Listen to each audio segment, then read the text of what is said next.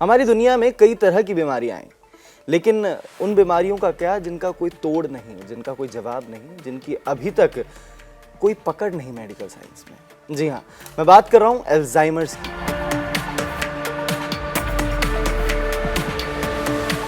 आज है world Alzheimer's day.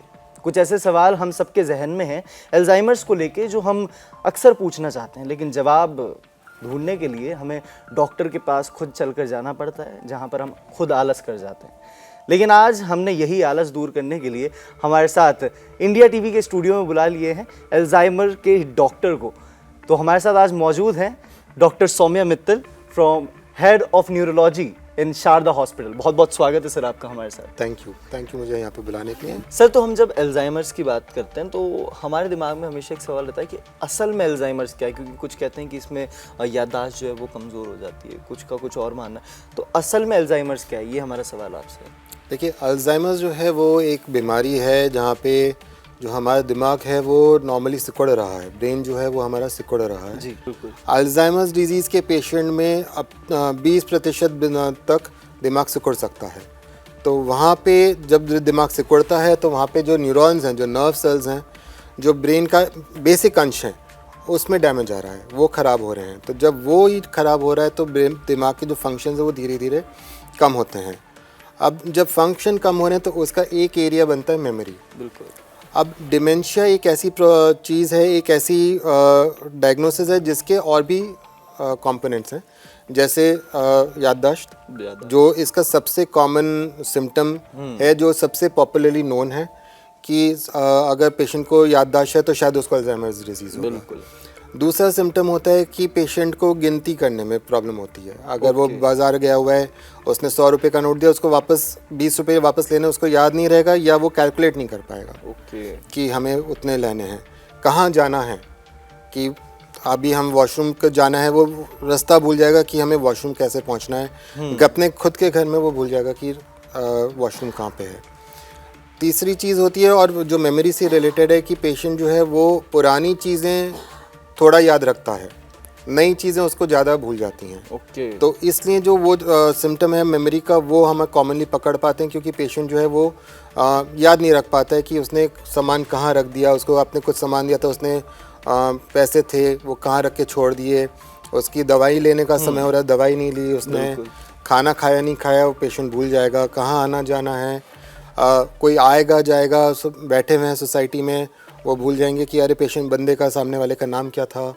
तो ये सब चीज़ें जो हैं वो मेमोरी से रिलेटेड होती है, इसलिए हमारे पास एक सिम्टम ज़्यादा आराम से पकड़ में आ जाता है कि हाँ, ये हमारे पास मेमोरी का इशू है। बट अल्जाइमर्स डिजीज़ की अगर हम बात कर रहे हैं तो उसमें टिपिकली जो सिम्टम माने जाते हैं वो ब्रेन से रिलेटेड ही माने जाते हैं, कि याददाश्त और उससे रिलेटेड सिम्टम्स। तो सर, जैसे अगर हमें पता लग चुका है कि हमें डिमेंशिया या फिर अल्जाइमर्स डिजीज़ है, तो अब यहाँ पर हम प्रिवेंशन के लिए क्या करें? मतलब हम चलो डायग्नोज भी हमने कर लिया है, डॉक्टर के पास चले गए, लेकिन अब प्रिवेंशन के लिए वो शख्स क्या कर सकता है? प्रिवेंशन में कुछ जो हमारे हमेशा के नुस्खे चलते हैं, बादाम खाओ, अखरोट खाओ, ये सारे फूड एक्चुअली प्रोटेक्टिव हैं, प्रिवेंशन में हेल्प करते हैं।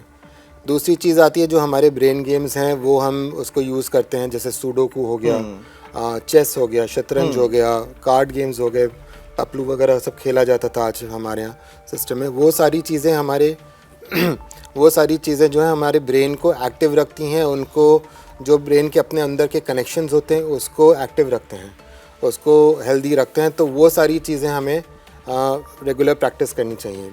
आज की डेट में कोई भी बंदा, कोई भी शख्स ऐसा नहीं होगा जो ये बोल देगा कि उसको टेंशन फ्री है, उसको परेशानियां नहीं है, डिप्रेशन नहीं है।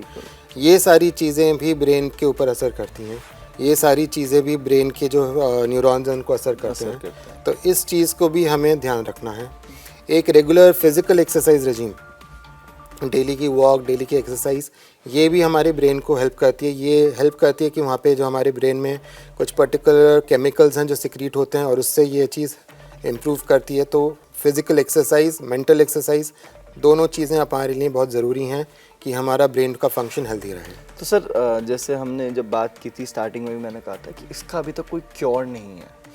अगर पर्टिकुलरली हम मेडिकल, तो क्या सही में कोई क्योर है कि हाँ ये 100% डिमेंशिया को देखिए ठीक कर सकता है? ये बात बिल्कुल सही है कि अभी तक हमारे पास पूरी तरह से क्योर नहीं है इस बीमारी का, पर कुछ दवाइयाँ हैं जो हेल्प करती हैं और वो जिसको कहना चाहिए कंट्रोल करने में हेल्प करती हैं। अच्छा। ये नहीं कहेंगे कि वो बीमारी को रिवर्स कर देती हैं।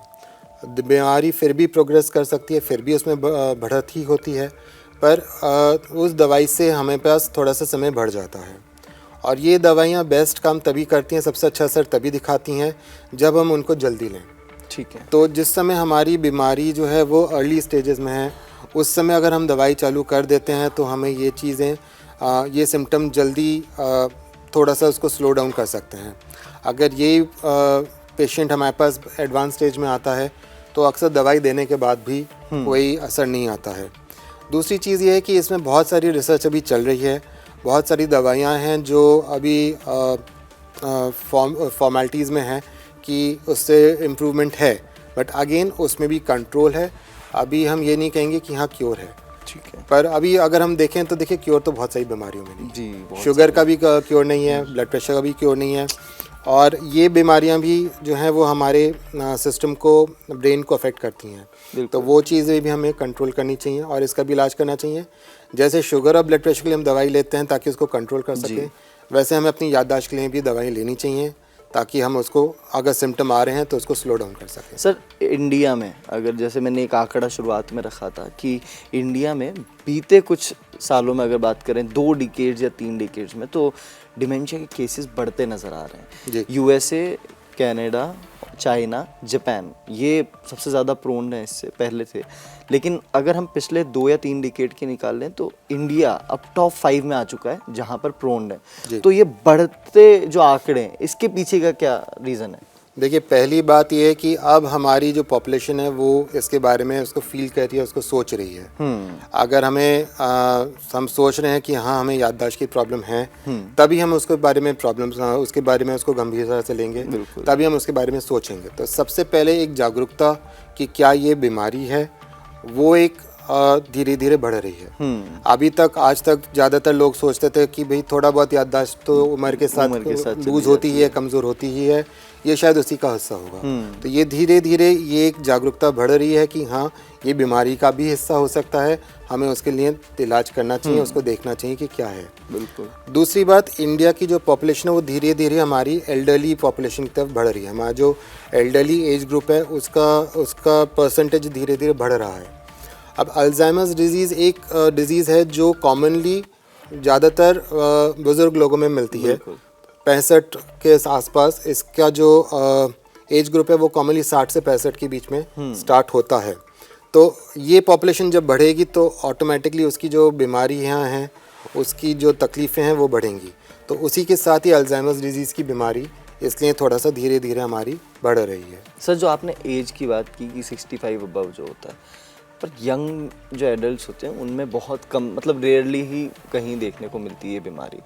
तो क्या ये रीज़न है कि एक हेल्दी पर्सन होता है, एक यंग पर्सन जो होता है वो थोड़ा सा ज़्यादा एक्टिव रहता है, उसका ब्रेन ज़्यादा मूवमेंट रहता है, इस वजह से ये बीमारी उधर नहीं जाती? या फिर 65 अबव के पीछे का ये रीज़न है कि उनकी एज और मसल्स का वेरिएशन उतना नहीं चल पाता, मूवमेंट इतना नहीं करती बॉडी, ब्रेन का यूज़ उतना नहीं करती, इस वजह से धीरे धीरे शुरू कर रहा है? देखिए, 2 चीज़ें हैं। ऐसा नहीं है कि यंग पॉपुलेशन में अल्जाइमर्स नहीं हो सकता। अल्जाइमर्स डिजीज़ जो है वो 45 से 50 साल की उम्र से भी स्टार्ट हो सकता है, और कॉमनली ये जो है जो यंग पॉपुलेशन में हमें मिलता है ये ज़्यादातर जेनेटिक होता है। ओके। तो ये चीज़ हमें हमेशा ध्यान रखनी है कि ऐसा नहीं है कि उससे पहले दिक्कत नहीं हो सकती, दिक्कत तब भी हो सकती है। फिर भी अगर हम इसको ले कि यंगर पॉपुलेशन देखिए डेफिनेटली ज़्यादा एक्टिव है, ज़्यादा दिक्कत वो हैं, और उनकी भी याददाश्त की दिक्कतें हैं। बिल्कुल। बस ये है कि उसके शायद सिम्टम, उसकी चाहे वजह कुछ और हैं, उसमें पेशेंट के, बंदे की एंजाइटी, उनकी टेंशन, उनका स्ट्रेस, ये सब इतना ज़्यादा है कि वो उस मेमोरी का जो एक अफेक्ट होता है वो उसमें ज़्यादा होता है। बिल्कुल। पर अल्जाइमर्स डिजीज़ यंग पेशेंट में होना संभव है, उसके बारे में भी हमें अपने पास इन्फॉर्मेशन होनी चाहिए कि हाँ ये प्रॉब्लम हो सकती है। सर, फैमिली की अगर हम बात करें, जो परिवार होता है उसका भी एक, मैं जहाँ तक जानता हूँ, एक इम्पॉर्टेंट रोल प्ले करता है। तो उसमें जब हम अल्जाइमर्स डिजीज़ किसी को हो चुकी है तो परिवार वालों का क्या जिम्मा बनता है, क्या उनकी रिस्पॉन्सिबिलिटी है और वो क्या कुछ कर सकते हैं उस व्यक्ति को मतलब थोड़ा बेटर फील कराने के लिए या इम्प्रूवमेंट दिखाने के लिए? देखिए, मैं इसको यहाँ से स्टार्ट करूँगा कि इंडिया में परिवार जो है वो एक बहुत बड़ी यूनिट है जो अल्जाइमर्स डिजीज़ को कंट्रोल करने में भी काफ़ी मदद करता है। हम जैसे बात कर रहे हैं कि स्ट्रेस से, एक्सरसाइज, ये टेंशन से, डिप्रेशन से जो तकलीफ़ें हैं वो बढ़ती है अल्जाइमर्स डिजीज़ की। अब इसको हमारी इंडियन फैमिली सिस्टम में बहुत अच्छी एक सपोर्ट मिलता है कि हम जो है पेशेंट बंदा जो है वो किसी के साथ बात कर सकता है, अगर कोई प्रॉब्लम है अपने बुजुर्गों से बात कर सकता है। जो बच्चों के साथ खेलते हैं उसमें हमें एक टेंशन फ्री, स्ट्रेस फ्री होने का मौका मिलता है, तो वो अपने आप में ब्रेन हेल्थ पे बहुत इम्प्रूव करने का हमें एक अपॉर्चुनिटी देती है, एक तरीका देता है। क्या बात, बहुत इम्पोर्टेंट बात की। और एक पॉजिटिव एटीट्यूड जो फैमिली का होना चाहिए अपने अपनों के तरफ, वो बहुत ज़्यादा ज़रूरी है।